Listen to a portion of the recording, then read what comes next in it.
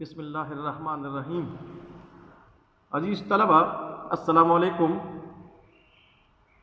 آج کی اس ویڈیو میں ہم 10th جماعت کی اردو کتاب میں حصہ نظم میں شامل طنزیہ نظم الجزائر کے مسلمانوں اور اس نظم کے شاعر مرزا محمود سرحدی کے متعلق پڑھیں گے۔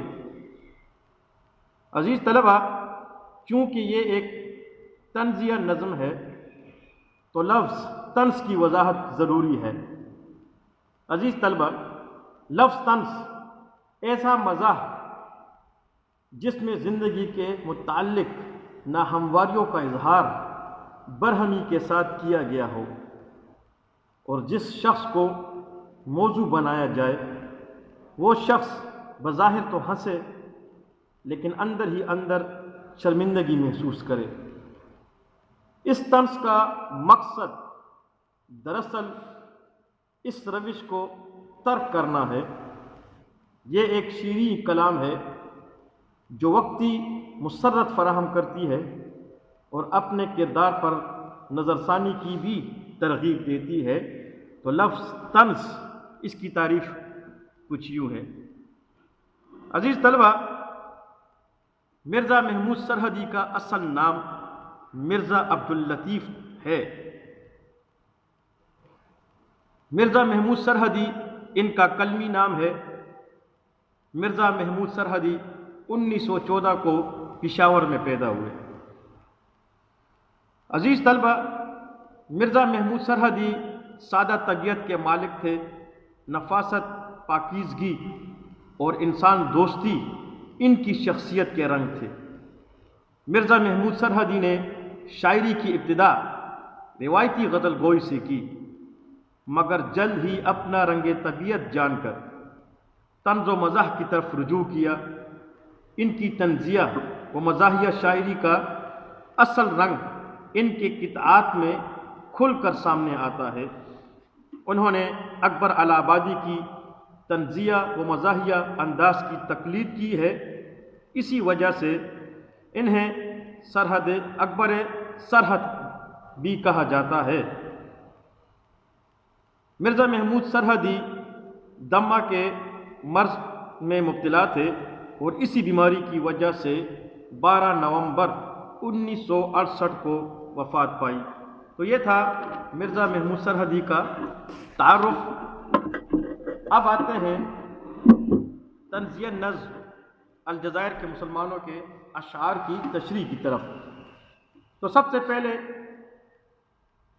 اس طنزیہ نظم الجزائر کے مسلمانوں،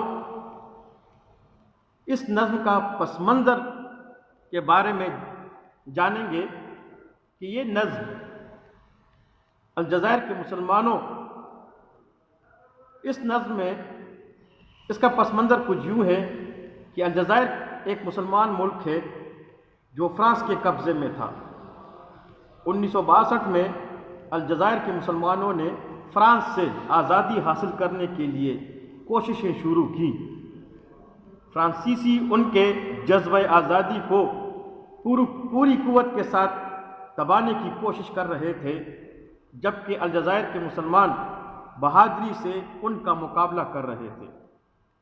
اگرچہ پاکستانیوں نے الجزائر کے مسلمانوں کی حمایت کی لیکن عملی طور پر جہاد میں حصہ نہ لیا۔ اس بات کو بنیاد بنا کر مرزا محمود سرحدی نے اپنی اس نظم میں پاکستانی مسلمانوں کو طنز کا نشانہ بنایا ہے۔ تو اس کا پس منظر کچھ یوں ہے۔ اب آتے ہیں طنزیہ نظم الجزائر کے مسلمانوں کے پہلے شعر کی تشریح کی طرف۔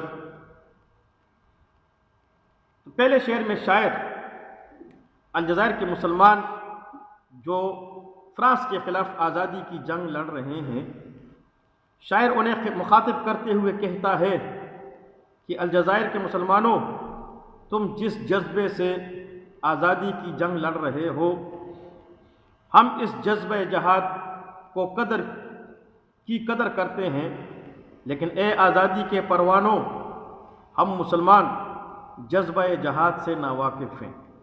ہم صرف ज़ुबान की हद तक तुम्हारी हिमायत कर सकते हैं, हम में आगे बढ़ने और तुम्हारी मदद करने का कोई जज्बा नहीं। तो इस शेर में शायर मुसलमानों के बेहिसी और मादा परस्ती को आश्कार किया है। अब आते हैं दूसरे शेर की तशरीह की तरफ। तो इस शेर में शायर अलजायर के मुसलमानों को मुखातिब करते हुए कहता है कि हम तुम्हारी तकालीफ और अज़ियतों से बखूबी वाकिफ़ हैं, और जिस तरह तुम अपनी जानों के नजराने पेश कर रहे हो, इंशाअल्लाह वो दिन दूर नहीं कि कामयाबी तुम्हारा मुकद्दर होगी, और हम शिद्दत से इस दिन का इंतज़ार कर रहे हैं। पूरी दुनिया के मुसलमान तुम्हारी इखलाकी और सियासी हिमायत कर रहे हैं, और अक़वाम आलम को इस बात पर आमादा करने की कोशिश कर रहे हैं कि सब इनकी आज़ादी का हक़ तस्लीम करें। शायर इस शेर में अलजायर के मुसलमानों का हौसला बढ़ाना चाहता है ताकि वो महसूस करे कि पूरा आलम इस्लाम इनकी पुष्ट पर है। अब आते हैं शेर नंबर 3 की तरफ।